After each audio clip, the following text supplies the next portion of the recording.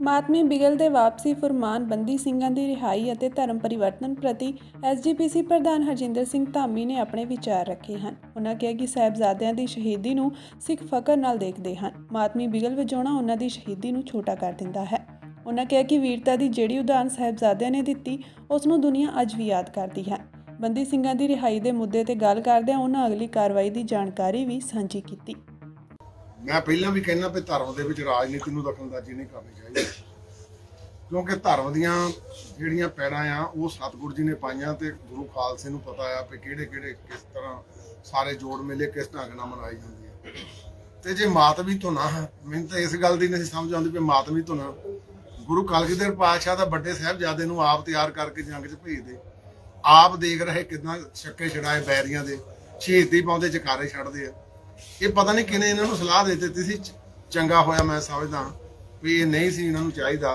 ये मातमी धुना दा जिहड़ा ये खालसे दी विलक्षणता नूं एक लांभे करन दा यतन सी, पर मैं फिर भी समझदा सीएम साहब ने जिहड़ा फैसला कीता ठीक कीता।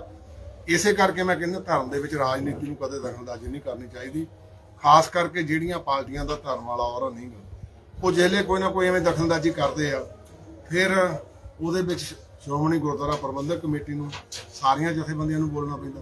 ਸੋ ਇਹ ਤਾਂ ਕਿਤੇ ਵੀ ਸਾਡੇ ਸਿਧਾਂਤ ਦੇ ਲਾਗੇ ਵੀ ਨਹੀਂ ਸੀ, ਪਰ ਜੋ ਕੀਤਾ ਚਲੋ ਮੈਂ ਸਮਝਦਾ ਠੀਕ ਕੀਤਾ। ਪਰ ਫਿਰ ਅਗਾਂਹ ਤੋਂ ਇਵੇਂ ਦਾ ਕੋਈ ਨਹੀਂ ਕਾਰਨ ਕਰਨਾ ਚਾਹੀਦਾ ਕਿ ਜਿਹੜਾ ਫਿਰ ਸਿੱਧੇ ਤੌਰ ਦੇ ਉੱਤੇ ਕੋਈ ਇਹਨਾਂ ਦੇ ਉੱਤੇ ਇਹਨਾਂ ਦੇ ਪ੍ਰਬੰਧ ਦੇ ਉੱਤੇ ਕੋਈ ਜਿਹੜਾ ਆ ਉਹ ਸਪੋਰਟ ਆਵੇ। ਇਹ ਕਨਸੈਪਟ ਜਿਹੜਾ ਸਾਂਝੀ ਵਾਲਤਾ ਭਾਈਚਾਰਕ ਦਾ ਸੀਗਾ, ਇਹਨੂੰ ਸ਼ੁਰੂ ਤੋਂ ਯਤਨ ਹੁੰਦਾ ਰਿਹਾ ਵੀ ਇਹਨੂੰ ਤੋੜ ਵਿਛੋੜਾ ਕਰਨਾ। ਪਰ ਮੈਂ ਸਮਝਦਾ ਆ ਹਰ ਇੱਕ ਇਸ ਦੇ ਦੇਸ਼ ਦੇ ਨਾਗਰਿਕ ਦਾ ਹਾਲ ਹੱਕ ਆ, ਤੇ ਮੈਂ ਪੁੱਛਣਾ ਵੀ ਜਿਹੜੇ ਆ ਬਾਕੀ ਛੱਡੇ ਇਹ ਮੰਨ ਲਓ ਮਾਫੀਆਂ ਮੰਗ ਕੇ ਗਏ ਆ ਜਾਂ ਕਿਸੇ ਨੇ ਕੋਈ ਗੱਲ ਕੀਤੀ ਆ। ਸੋ ਮੇਰਾ ਕਹਿਣ ਤੋਂ ਭਾਵ ਮੈਂ ਹੁਣ ਕਿਉਂਕਿ ਐਟ ਦੇ ਸਟੇਜ ਕੋ ਬੋਲਣਾ ਨਹੀਂ ਚਾਹੁੰਦਾ, ਅਸੀਂ ਯਤਨ ਕਰਾਂਗੇ ਗੱਲਬਾਤ ਰਾਹੀਂ ਕੋਈ ਹੱਲ ਹੋ ਜਾਏ। ਜੇ ਗੱਲਬਾਤ ਤਾਂ ਗੁਰੂ ਸਾਹਿਬ ਕਿਰਪਾ ਕਰਨ ਸਾਰਿਆਂ ਨੂੰ ਸਮਤ ਆਵੇ। ਉਹ ਸਾਡੀ ਜਿਹੜੀ ਗੱਲ ਚੱਲ ਸਿਰੇ ਚੜ ਜਾ ਕਿ ਦੋ ਗੱਲਾਂ ਆ, ਅਸੀਂ ਇਨਸਾਫ ਮੰਗਦੇ ਆ, ਅਸੀਂ ਭੀਖ ਨਹੀਂ ਮੰਗਦੇ। ਕੋਈ ਦਿੱਕਤ ਨਹੀਂ, ਮੈਂ ਰਾਜੋਆਣਾ ਸਾਹਿਬ ਨਾਲ 2 ਮੀਟਿੰਗਾਂ ਕਰ ਆਈਆਂ। ਉਹ ਫਿਰ ਜਿਹੜੇ ਮੀਟਿੰਗਾਂ ਉਹਨਾਂ ਨਾਲ ਹੋ ਜਾਣੀਆਂ ਉਦੋਂ ਬਾਅਦ ਫਿਰ ਦੱਸਾਂਗੇ ਕੀ ਕਹਾਣੀ ਆ। ਉਹ ਤੋਂ ਕਹਿਣ ਤੋਂ ਭਾਵ ਵੀ ਜੇ ਰਾਜੋਆਣਾ ਸਾਹਿਬ ਨੇ ਵੀ ਆਪਣੀਆਂ ਫੀਲਿੰਗ ਕਨਵੇ ਕੀਤੀਆਂ, ਉਹ ਮੈਂ ਐਟ ਦੀ ਸਟੇਜ ਹਾਲੇ ਕੋਈ ਕਨਵੇ ਨਹੀਂ ਤੁਹਾਨੂੰ ਕਰ ਸਕਦਾ।